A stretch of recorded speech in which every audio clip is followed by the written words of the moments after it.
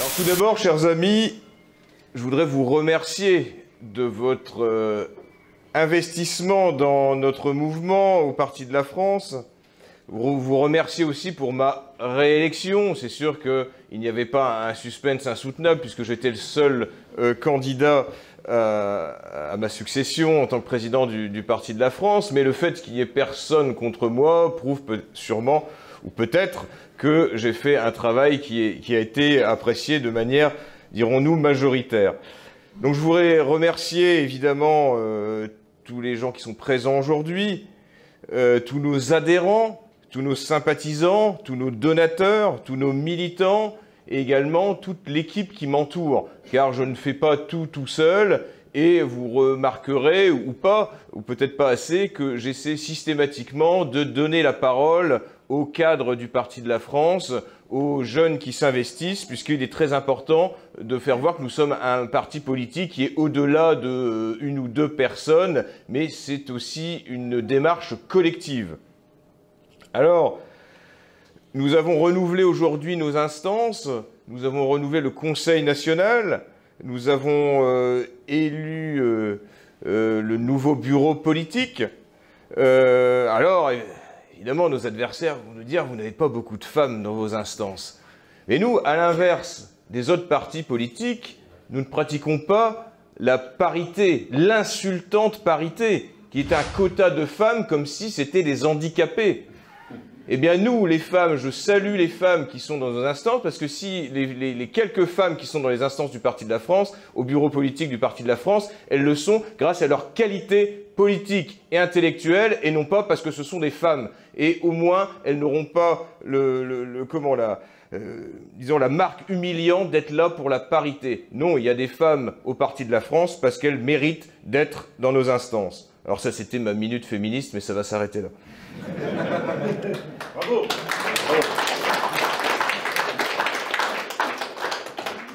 Des instances renouvelées, des instances aussi, dirons-nous, rajeunies, mais le but, ce n'est pas non plus de faire du jeunisme, comme on ne fera pas de féminisme non plus, mais ça prouve, comme l'a dit tout à l'heure Bruno Hirou, que notre parti politique n'est pas ringard. Si nous étions voilà, une sorte de parti politique commémoratif, poussiéreux, nostalgique, de choses qui n'intéressent plus les jeunes, eh bien, il n'y aurait pas autant de jeunes au Parti de la France. Et s'il y a autant de jeunes au Parti de la France, c'est que justement, nous sommes totalement en phase avec la réalité, avec le pays réel, avec ce qui se passe réellement en France. Alors, je continue très rapidement, mais c'est important, puisque je vous disais que nous sommes une équipe avant tout. Et on ne change pas une équipe qui gagne. J'ai choisi évidemment de reconduire dans ses fonctions notre ami Bruno Hirou, secrétaire général du Parti de la France, que vous pouvez applaudir. Et qui conserve évidemment son adjoint, donc secrétaire général adjoint, Guillaume Aguillet, qui aujourd'hui vous a présenté ce congrès. Ensuite, vous savez que pour des raisons diverses et variées, notre délégué général est parti de lui-même du Parti de la France, puisqu'il avait décidé de soutenir Marine Le Pen de manière assez incompréhensible, et donc le poste, on va dire, était vacant. J'ai choisi de nommer à ce poste quelqu'un qui est quand même investi dans la droite nationale depuis des décennies et qui a tout à fait les capacités de remplir ce poste de délégué général du Parti de la France. Et donc j'ai décidé de nommer Alexandre Simoneau, ici présent. Il sera assisté donc d'un adjoint, et son adjoint sera Maxime Leroy, que vous avez pu entendre sur tout l'amour qu'il a du marxisme et du socialo-communisme en France.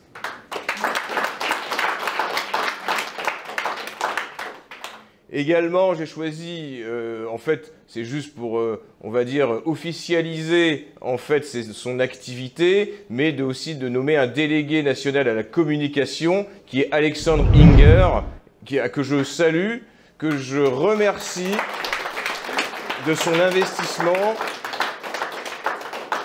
et aussi de me supporter, parce que évidemment, vu que la communication est quelque chose de très important, et je suis pas forcément quelqu'un de toujours agréable au quotidien, et on échange voilà, quotidiennement, heure par heure, sur les différents moyens de communication, et je le remercie de son investissement et du temps qu'il passe au Parti de la France. Il sera également assisté d'un adjoint qui s'appelle Louis Maté, qui n'est pas là malheureusement aujourd'hui, et que je salue. Je crois qu'il a à peine 20 ans, il passe un examen aujourd'hui, et donc ça prouve également que le Parti de la France attire une certaine frange de la jeunesse. Et également, je n'oublie pas l'équipe administrative qui est très importante, qui est composée de Sylvie Lambotte, notre trésorière, notre sœur économe, comme j'aime l'appeler, et de notre secrétaire administratif Gilles Le Tallec, qui réalise un énorme travail, en particulier au niveau des adhésions. Alors, je voudrais, et après j'arrête de jeter des fleurs à tout le monde, parce que là on a vraiment l'impression d'être dans l'autre-soi, dans l'autosatisfaction, mais je voudrais saluer la qualité des intervenants, de leurs interventions, de leurs discours, qui résument le fond idéologique et doctrinal du Parti de la France. Voilà, là ce que vous avez pu entendre aujourd'hui, vous ne l'entendez nulle part ailleurs, avec... on va dire, autant de décomplexion. Donc évidemment, il y aura peut-être quelques petites coupures sur les vidéos YouTube, de telle façon à ce que ce soit passable et à ce que nous ne finissions pas à la 17e chambre correctionnelle. Quand Karl Lang a décidé de passer la main de la présidence du Parti de la France, il souhaitait une continuité. Et il en avait parlé lors de la célébration des 10 ans du Parti de la France. Il voulait que le Parti de la France soit un mouvement qui existe encore dans 10 ans, dans 20 ans, dans 30 ans ou dans 40 ans, quels que soient ses succès électoraux, quelle que soit son importance dans la vie politique française. Mais l'intérêt, c'est ce que nous disons, ce que nous défendons, qu'il y ait toujours quelqu'un pour le faire, pour le mettre sur la place publique, pour qu'il y ait des visages derrière ces idées. Puisque si nous estimions que voilà, elles sont défendues par d'autres, eh bien nous nous rangerions derrière d'autres. Si nous estimions qu'il n'y avait plus aucun espoir, eh bien, nous nous retirions, et puis voilà, nous serions dans la droite poulailler, comme l'a expliqué Bruno Hiroux. Mais le fait de durer, de perdurer, de maintenir un cap, de tracer le sillon, permettra, que ce soit nous-mêmes ou que ce soit d'autres, d'avoir cet exemple de continuité idéologique, de continuité programmatique, si on veut rester politique, c'est-à-dire de ne pas avoir lâché sur quoi que ce soit. Et je parlais de Karl Lang, mais je peux parler aussi de Jean-Marie Le Pen. C'est-à-dire que le message originel de Jean-Marie Le Pen, qui a créé en fait la droite nationale contemporaine, qui le porte aujourd'hui, à part le Parti de la France, ce n'est pas pour essayer de capter un héritage politique, mais c'est nous. Et je dirais aussi, qui invite encore officiellement Jean-Marie Le Pen dans des réunions politiques, à part le Parti de la France? Personne. Personne. Évidemment, à Synthèse Nationale, mais qui n'est pas un parti politique. Mais je parle d'un parti politique qui invite Jean-Marie Le Pen, il n'y en a plus. Vous vous rendez compte quand même que Jean-Marie Le Pen, qui a fondé le Front National, n'a pas été invité par les 89 députés du Rassemblement National à l'Assemblée, par exemple. C'est absolument scandaleux. Et donc, ce n'est pas parce que nous sommes dans la lepénolatrie, parce que je fais référence à Jean-Marie Le Pen, c'est parce que s'il y a une droite nationale aujourd'hui en France, structurée, s'il y a cette idéologie que nous continuons, dont nous avons repris le flambeau, c'est parce qu'il y a eu, à un moment, Jean-Marie Le Pen qui est apparu comme le visage de la droite nationale auprès des Français. Alors, nous continuerons d'être la droite nationale non reniée et décomplexée. Ce qui ne veut pas dire que nous allons être des provocateurs radicaux. Le but, c'est de ne pas nous faire interdire, c'est de ne pas se prendre des procès. Mais le but, c'est de continuer à dire la vérité. Et sur des sujets qui ne sont plus défendus par personne. Je ne vais pas revenir sur ce qui a été dit, c'est inutile. Alors, ça a été abordé, mais concernant, par exemple, le droit à la vie, l'avortement, l'IVG, eh bien nous ne tairons jamais. Ce n'est pas parce que nous allons gagner quelques pourcentages électoraux ou je ne sais quelle considération de gauchistes ou de personnes qui nous disent oui, il faut vivre avec son temps. Eh bien non, nous considérons que tuer les enfants dans le ventre de leur mère est une abomination et qu'elle doit être interdit par la loi. Voilà, nous interdirons l'avortement. Alors évidemment, c'est pas un discours qui est très branché. Voilà, on va dire, je parlais des jeunes, là, on va pas attirer beaucoup de jeunes avec ça. Eh bien, écoutez, moi, ce que je propose, c'est de diffuser à une heure de grande écoute sur toutes les chaînes de télévision la réalité de l'avortement. Eh bien, du jour au lendemain, les gens changeront d'avis sur cette question. On en a parlé aussi tout à l'heure, le mariage homosexuel, tous les délires LGBT, les transsexuels qui viennent se dandiner dans les écoles parce qu'ils ont un besoin maladif de s'exhiber. Ces gens-là ont un besoin maladif de faire voir, ils veulent à tout prix faire croire que, voilà, qu'ils sont dans la normalité, que ce sont des gens normaux, mais ils demandent des circonstances particulières et d'aller absolument parler de à des enfants dans les écoles maternelles ou dans les écoles primaires. Eh bien, ces gens-là, vous savez, comme Madame Cailleux, elle a osé parler des homosexuels, elle a dit, oui, elle dit ces gens-là. Oui, moi je dis ces gens-là, oui, parce qu'ils se sortent par eux-mêmes, par l'exhibition de leur sexualité, ils se sortent eux-mêmes des gens normaux. Alors, ce que je voudrais dire, c'est que oui, d'ailleurs, je salue l'initiative d'Éric Zemmour et son parti Reconquête avec leur association Protégeons nos enfants, qui empêche justement ces exhibitions de transsexuels, en fait, des hommes qui se prennent pour des femmes. Voilà, c'est tout, c'est pas autre chose, ou des femmes qui se prennent pour des hommes. Il y a pas 36 genres, ou je ne sais pas combien, je crois qu'il y a 83 genres, je ne sais plus. Non, voilà, il y a juste des gens normaux, et des hommes qui se prennent pour des femmes et des femmes qui se prennent pour des hommes. C'est tout. Voilà, on a que ça. Et il y en a qui se relèvent de la normalité et d'autres de la psychiatrie. Eh bien, voilà, là, on ne lâchera jamais rien là-dessus. Il n'est pas question d'être... Voilà, on va pas dire, oui, mais là, il faut être de son temps, Non, mais ça représente 0,1% de la population et ça se suicide presque à 50%. Voilà, entre 40 et 50%. Bon, bah, voilà, ce ne sont pas des gens normaux, c'est pas des gens qui sont bien dans leur peau, ils n'ont rien à faire dans les écoles. Concernant le Covid, également, nous avons refusé, alors même que ça a pu diviser aussi la droite nationale, nous avons refusé, parce que nous, on n'a jamais empêché personne de se faire vacciner. En revanche, on a voulu expliquer que la ségrégation vaccinale était quelque chose de complètement, je veux dire, presque irréel. C'est quand même absolument inimaginable qu'on soit arrivé à ce point de folie sanitaire, et qui a été accepté malheureusement par une majorité de la population. Eh bien, nous n'avons rien lâché, même si ce n'était pas un sujet qui était forcément consensuel. Concernant aussi nos racines chrétiennes et catholiques, oui, la France est la fille aînée de l'Église, et nous continuerons de le dire. Et ce n'est pas parce que la France est maintenant majoritairement athée que nous allons abandonner le fait que notre civilisation a été, et notre pays et notre nation ont été créés par le catholicisme. La peine de mort. Moi, je ne vous dirai pas que je suis philosophiquement pour la peine de mort, mais politiquement contre. Nous rétablirons évidemment la peine de mort qui doit être dissuasive. Et là, récemment, j'ai même été d'ailleurs banni de Twitter, notamment à cause de cela, puisque j'ai appelé à la pendaison publique des trafiquants de drogue.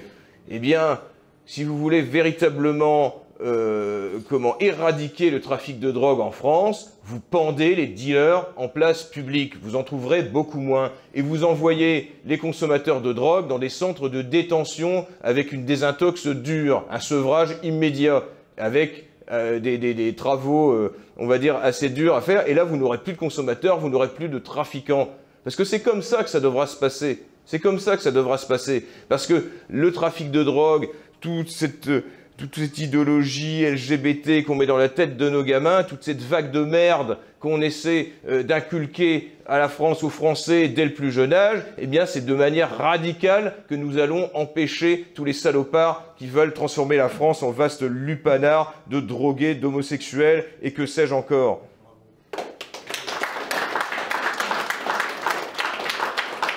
Également, un sujet particulièrement sulfureux, la vérité historique. Eh bien, en France, quand nous arriverons au pouvoir, les historiens pourront débattre de tous les sujets historiques et de toutes les périodes historiques. Et personne ne sera emprisonné pour avoir écrit des livres. Concernant l'islamisation, alors vous allez dire, je vais peut-être être modéré, je ne veux pas vous dire qu'il faut brûler les Corans, raser les mosquées. Il faut juste, comme l'a dit Pierre-Nicolas Nupes tout à l'heure, organiser la remigration. Quand nous aurons viré la plupart des extra-européens qui n'ont rien à faire en France, eh bien les mosquées seront vides. Et ensuite, ce sera à nous de remplir les églises. Mais en attendant, eh bien écoutez, c'est absolument malheureux de voir des mosquées qui sont construites et des églises qui sont détruites parce qu'on ne peut plus les entretenir. En tout cas, l'islamisation de notre pays est une réalité. Il n'y a qu'à voir l'effervescence autour du Ramadan. C'est-à-dire qu'il n'y a pas une municipalité qui n'a pas souhaité un bon Ramadan. Mais comme je disais tout à l'heure, ça a évidemment une connotation électorale. Ils se sentent obligés. Regardez aussi, alors après, on ne peut pas leur reprocher. Les centres commerciaux répondent à la loi de l'offre et de la demande. Évidemment, il est certain que le Ramadan, qui est un faux jeûne, hein, parce qu'on parle du jeûne du Ramadan, et beaucoup de Français sont là en disant « Ah oui, oui, vous vous rendez compte du lever du soleil jusqu'au coucher du soleil, ils ne mangent pas, ils ne s'abreuvent pas. » Bon, vous savez, c'est aussi une religion d'apparat. C'est une religion d'apparat et tout n'est pas forcément... Mais après, le soir, c'est pour se faire péter la panse. Bon, voilà, mais moi, je ne vais pas faire de théologie. En fait... Je vais vous dire même, ça va peut-être vous choquer, mais l'islam, je m'en fous. Je m'en fous, pourquoi? Parce qu'il n'a rien à faire en France, il n'a rien à faire en Europe. Voilà. C'est quand on aura résolu le problème migratoire, on aura résolu le problème de l'islamisation. Alors, je vous ai parlé de l'islamisation, de l'immigration, puis quelque chose dont on ne parle pas beaucoup. Pourquoi il y a autant de Français qui émigrent? Parce qu'ils ne se... alors, ce qui est terrible, c'est que quand vous voyez les résultats électoraux des Français de l'étranger, la plupart, ce sont des gauchistes. Ce sont des gens qui votent à gauche, enfin, ils ne se rendent pas compte parce qu'ils ont fui à l'étranger. Ils ont fui à l'étranger pour ne pas vivre le cauchemar socialo-communiste migratoire en France. Et à l'étranger, bah, ça ne les dérange pas de voter Macron. En fait, ils votent quand même beaucoup Macron, les Français de l'étranger. Eh bien, quand on retrouvera une France où on va rétablir la liberté d'entreprendre, où l'État arrêtera d'être ce marxiste obèse qui intervient sur tout, et où les femmes et les enfants pourront se balader dans la rue sur tout le territoire, eh bien ces Français reviendront. Parce que malheureusement, ce qu'on gagne, ce sont des Afghans violeurs à 80 de QI pour que nos élites françaises s'en aillent ailleurs, pour déjà gagner plus, pour éviter d'être spoliés au niveau des impôts et aillent dans des zones protégées. Eh bien voilà, quand on aura rétabli la sécurité en France, quand on aura redonné un cadre économique viable avec une régulation de l'économie, mais non pas un interventionnisme marxiste permanent, eh bien ces Français reviendront. Ils sont partis pour de bonnes raisons, eh bien ils reviendront aussi pour de bonnes raisons. Parce que pour un Français, il n'y a rien de mieux que la France. Mais la France, peut-être que certains ont connu la France où on pouvait encore se balader librement, où on pouvait rouler tranquillement en voiture sans risquer de se faire avoir par un radar tous les 5 kilomètres, tout en risquant de se faire massacrer par des immigrés quand on va retirer de l'argent aux distributeurs. Voilà, on a connu, certains d'entre nous ont connu cette France. Et là, c'est cette France-là, on dit c'était mieux avant. Alors pas tout, hein, certes, tout n'était pas mieux avant, mais en attendant, on était en France, on était chez nous. Et donc c'est bien pour ça que on ne dira pas pour que la France reste la France, mais pour que la France redevienne la France, puisque la France n'est plus la France, en particulier quand on vient sur des villes comme Paris aujourd'hui. Voilà, nos références, jamais nous allons aller dans ce glissement de terrain à droite où nous allons célébrer De Gaulle et le RPR. Voilà, nous, ça ne nous parle pas, désolé, De Gaulle ne nous parle pas. En revanche, le maréchal Pétain ou Jean-Marie Le Pen et le Front National Calais Historique, oui, nous, ça nous parle. C'est bien pour ça qu'il ne faut pas essayer de recréer, de se baser sur des références. Voilà, De Gaulle, le RPR, mais qui s'intéresse à ça? Alors, évidemment, je fais référence à Éric Zemmour, mais malheureusement, pourquoi? Il n'a pas dit, mes références sont Général de Gaulle et Jean-Marie Le Pen et le RPR, puisque de toute façon, les gens qui ont soutenu Éric Zemmour, pour la plupart, l'ont soutenu aussi, surtout, non pas parce qu'il a recréé le RPR, parce que justement, il a recréé cette flamme, cette dynamique militante que Jean-Marie Le Pen avait créée en son temps. Alors, juste un mot d'actualité politique. On va parler des retraites. Des retraites, puisque il s'agit de l'événement contestataire, voire révolutionnaire pour certains. Mais cette colère des Français, d'ailleurs, que le gouvernement ne devait pas attendre, elle est légitime parce qu'en fait, les Français sont en colère. Et ils se sont servis, en fait, je pense, d'un élément déclencheur, qui était les retraites. Parce que quand vous parlez avec les gens qui manifestent, bon, oui, les retraites, parce que... Mais en fait, les gens, ils sont aperçus depuis le Français moyen, et vous-même, et tout le monde, rien qu'en faisant vos courses, vous êtes aperçus que quand vous faites votre caddie de courses hebdomadaire, en fait, vous avez l'impression, quand vous passez à la caisse, d'avoir fait vos courses de Noël. Ça a presque doublé pour acheter les choses que vous achetez. Alors, je ne sais pas, mais même en vivant chichement, on s'aperçoit qu'on a l'impression, mais c'est pas possible, il y a une caisse de champagne, il y a quelque chose qui se passe dans le caddie. Alors, ça peut vous paraître très terre à terre, mais c'est pour cela que les gens n'en peuvent plus. Et là, on leur dit, vous allez bosser 2 ans de plus pour continuer à mal vivre. C'est à peu près ça qui est dit. Alors évidemment, si on veut venir sur le problème des retraites, le Parti de la France a 3 axes très simples. C'est déjà, pourquoi, alors qu'il y a de plus en plus de la population française est en croissance constante, enfin population française entre guillemets, il y a de plus en plus d'actifs, puisque ce sont les actifs qui payent les retraites, et il y a de plus en plus de déficits dans les caisses de retraite. Enfin, pas encore de déficit, mais on va y arriver. Il y a bien un problème. En fait, il y a de moins en moins d'actifs. C'est ça le problème. Il y a de moins en moins d'actifs. Pourquoi? Parce qu'on a désindustrialisé la France. Et il serait tout à fait possible, on l'a vu avec le Covid, que la mondialisation était un problème énorme. C'est-à-dire qu'à partir du moment où à un endroit, au fin fond de la Chine, on produit une pièce de voiture qui est faite pour toutes les voitures du monde. D'ailleurs, c'était déjà arrivé à Fukushima.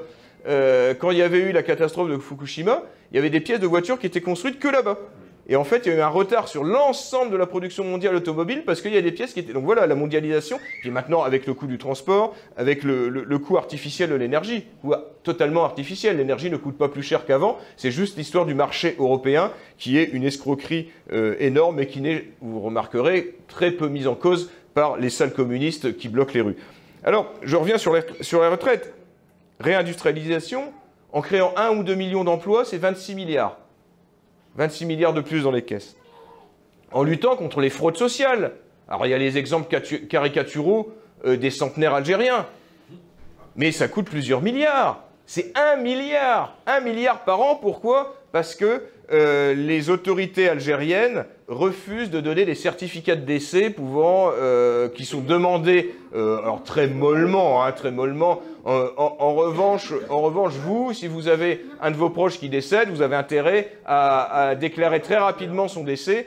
Sinon, et si vous touchez, s'il meurt à 31 et vous touchez sa retraite le premier, eh bien, on vous demandera de rembourser. En revanche, les centenaires algériens, il y en a, sans rire, qui ont entre 120 et 130 ans qui continuent à toucher des retraites. C'est vrai, ça coûte 1 milliard d'euros. C'est pas peanut, non, c'est 1 milliard d'euros. Et la natalité. C'est-à-dire que si on veut des retraites, beaucoup de gens ne savent pas que les retraites sont payées par les actifs d'aujourd'hui. C'est-à-dire qu'aujourd'hui, les gens qui sont en retraite, alors ce n'est pas pour... je n'en veux pas aux gens qui sont en retraite, mais il faut bien savoir que les gens qui sont en retraite, eux, quand ils ont cotisé, l'espérance de vie n'était pas la même. C'est-à-dire que les gens qui ont... quand ils ont cotisé, eux, pour la retraite, l'espérance de vie était de 20 ou 30 ans de moins.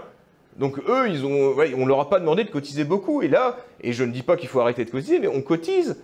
Les actifs cotisent pour des gens qui ont une espérance de vie au-delà de 80 ans, en moyenne. Donc nécessairement, il y a un rééquilibrage à faire, et ce rééquilibrage, il se fera à long terme par la natalité, la démographie, la natalité française. Parce qu'on a bien vu que nos camarades, on va dire, étrangers ou d'origine étrangère n'étaient pas dans les populations les plus travailleuses, les plus contributrices. Alors, au-delà de ce phénomène des retraites, il cristallise en fait une colère légitime du peuple français qui voit en fait son mode de vie se transformer. C'est-à-dire que pour continuer à vivre normalement, eh bien, ils ont l'impression qu'on leur demande de faire de plus en plus d'efforts. Et d'ailleurs, où ce système de retraite est injuste, c'est qu'en fait, ce n'est pas un âge de départ à la retraite qu'il faut. En fait, c'est le nombre d'annuités de cotisation qu'il faut voir. Et il faut aussi proposer le système par capitalisation. Il faut, au fur et à mesure, transformer ce système par répartition totalement obsolète qu'il faut transformer en système par capitalisation. Alors, le chef d'orchestre de tout cela, Emmanuel Macron, l'agent mondialiste, on va dire très zélé, très efficace, à la tête de tout cela, il y a Emmanuel Macron. Et quand nous avons dit que nous estimions que le deuxième mandat de Macron serait une horreur économique, sociale, migratoire, identitaire et morale, là, il en donne l'exemple, c'est-à-dire qu'il se fout complètement de l'impopularité des mesures qu'il va prendre. Et là, les retraites, c'est une parmi d'autres qu'il va prendre, parce que là, ça déplaît aux socialo-communistes, mais il en prendra peut-être aussi d'autres qui vont plaire aux socialo-communistes. Il faut savoir qu'Emmanuel Macron n'a pas de vision électorale à court terme. Emmanuel Macron n'a pas de vision, il ne pourra pas se représenter hypothétiquement avant 2032. Donc, il est nécessaire de faire bien comprendre à nos compatriotes que si parce qu'évidemment, Emmanuel Macron ne va pas démissionner. On va arrêter avec ces fantasmes de natio-bof à bas QI, comme dirait...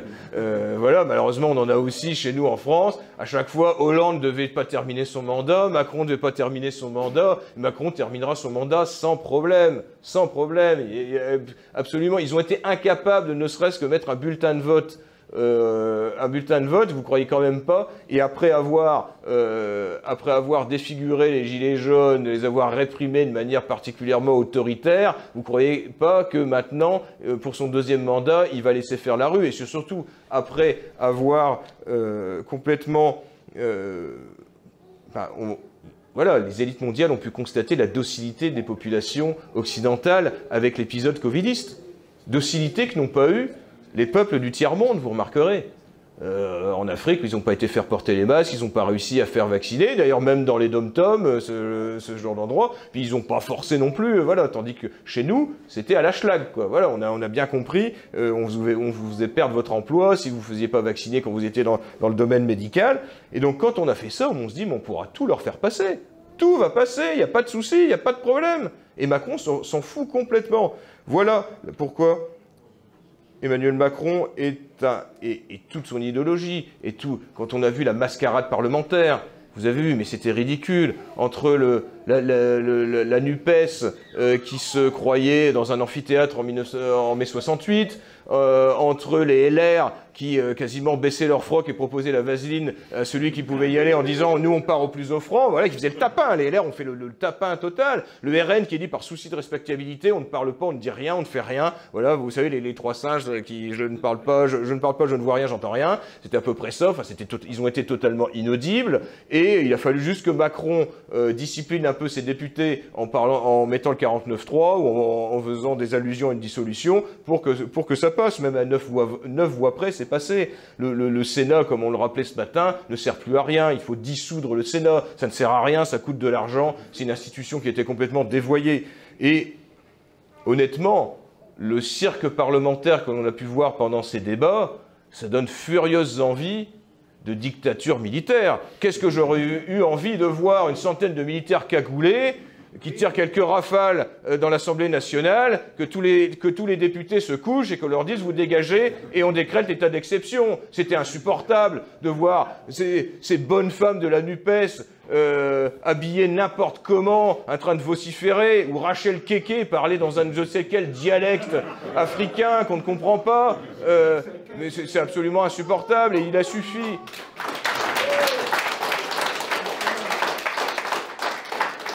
Et dans cette assemblée de candoles, il a suffi qu'un député RN dise à un moment, alors qu'un député africain complètement inconnu de la NUPES est en train de parler de migrants et qui a dit qu'il retourne en Afrique, et ça a créé un tollé général. Mais c'est insupportable. Mais imaginez s'il n'y avait que quelques députés du Parti de la France au sein de l'Assemblée nationale. Imaginez Thomas Joly, Bruno Hiroux et Pierre-Nicolas Nups à l'Assemblée nationale. Mais ça, ce serait tous les jours. Et quand il y a eu 36 députés du Front National à l'époque, en 1986, de 86 à 88, là, ils ne faisaient pas les fiers à bras, les autres, alors que c'était un groupe minoritaire qui était rentré grâce à une dose de proportionnelle. Mais sachez que ce n'était pas du tout le même contexte, certes, mais ce n'étaient pas ni les mêmes hommes, ni les mêmes femmes. Alors, je vais en terminer en vous disant que le Parti de la France a évidemment un avenir et sera de tous les combats politiques, sociétaux, économiques. Même si ça emmerde peut-être des gens d'entendre notre discours, on le voit, quelquefois on le voit quand on voit des journalistes, bon, pas beaucoup nationaux, mais même locaux, quand ils entendent notre discours, on se demande s'ils vont pas aller vomir, parce que vous savez qu'un journaliste, pour un journaliste, quasiment voter Macron, c'est d'être d'extrême droite. Vous voyez, c'est... Non mais sans rire, hein, quand il y a eu des études sociologiques sur le vote des journalistes, je pense qu'ils votent entre 85 et 90% pour Mélenchon. Vous imaginez, voilà, voilà, on est quand même dans ce degré d'hostilité. Et quand ils nous entendent, mais quelquefois, même des correspondants locaux viennent rarement à des conférences de presse ou à des meetings du Parti de la France. Des types hallucinent. Ils disent, mais comment on peut encore parler comme ça? Puis alors souvent, ils disent, oh, en plus, il y avait des jeunes. Vous vous rendez compte qui écoutaient ça? Et puis, quelquefois, ils décrivent même en disant, mais il y avait des jeunes filles mignonnes ou des pères de famille. En fait, on n'était pas les caricatures qu'ils espéraient. Oui, il y a encore des gens qui pensent comme ça. Et plus notre discours est diffusé, plus les gens sont d'accord avec nous. Pourquoi on se fait censurer sur les réseaux sociaux? Pourquoi on se fait censurer régulièrement? C'est parce que justement, ils ne veulent pas que le peuple entende notre discours. Et ça a été une divine surprise que Éric Zemmour, lors de la dernière élection présidentielle, puisse mettre au centre du débat public et politique le grand remplacement. Parce qu'il n'aurait pas fallu compter, si Zemmour n'avait pas été candidat, il n'aurait pas fallu compter sur Marine Le Pen pour le faire. Alors, notre avenir, il est aussi d'être l'exemple, que ce soit nous ou d'autres qui parvenions à la transformation du cours de l'histoire, dirons-nous, même si le cours de l'histoire, je n'y crois pas trop, parce que l'histoire, ça se bouscule. Mais voilà, c'est par notre exemple. Si nous disparaissons, si nous restons juste des commentateurs aigris, du haut de notre tour d'ivoire à dire les élections ça sert à rien, les manifestations ça sert à rien, les mobilisations contre les migrants ça sert à rien, mais on en a plein qui disent ça, évidemment. Mais par contre, c'est quand nos enfants auront cet exemple-là de gens complètement aigris, on l'a tous dans nos familles, vous savez, ces anciens qui critiquent tout, qui sont derrière la télé, qui vocifèrent, qui s'étouffent dans leur glaire, oh, voilà. Oui, mais ça aboutit à quoi? Ça aboutit à quoi? Rien du tout.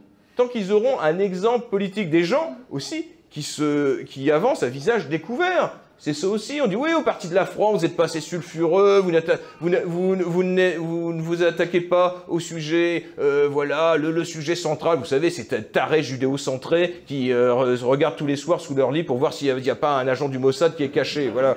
Mais par contre, qui refusent de se présenter à une élection municipale, ne serait-ce que sous leur deuxième prénom, parce que à côté de ça, il faudra avoir une paire de couilles pour le faire. Et ben voilà, ces gens-là méprisent le Parti de la France, mais le Parti de la France avance à visage découvert. Ces cadres avancent à visage découvert, et c'est pas forcément évident, socialement, professionnellement, de le faire, surtout quand on est considéré comme le diable en personne. Alors,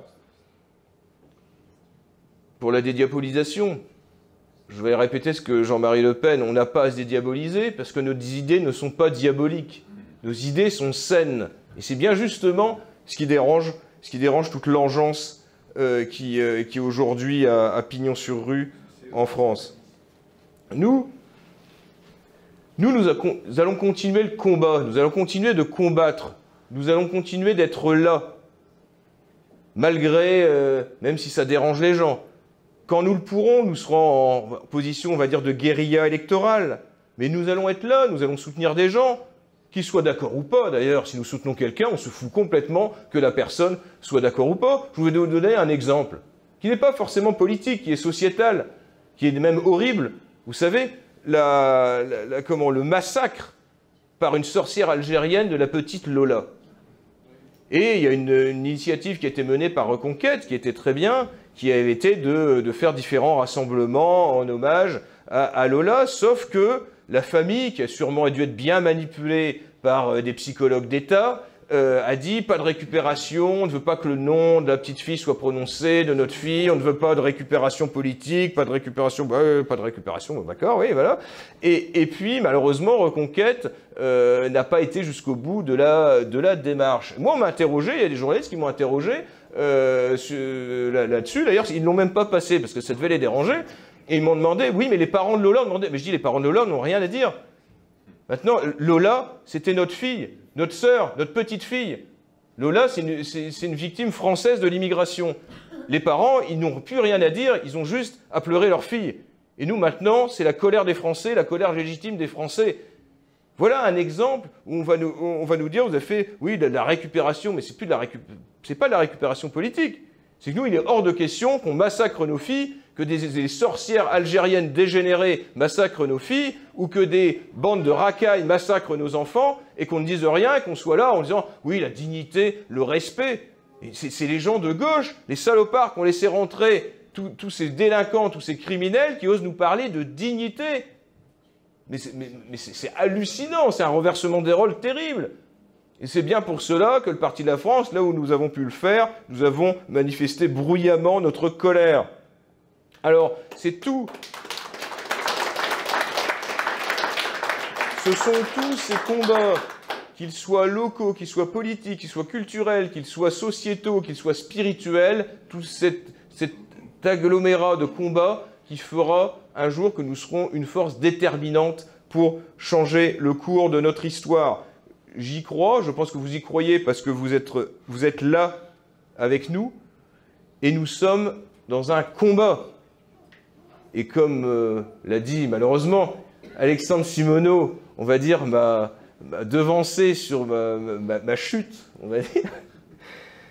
Comme disait Jeanne d'Arc, beaucoup oublient, Jeanne d'Arc a dit « combattons » et Dieu nous donnera la victoire. Elle n'a pas dit « Dieu nous donnera la victoire » et restez devant votre télé ou derrière votre ordinateur. Combattons. Et nous, au Parti de la France, nous combattrons. Merci.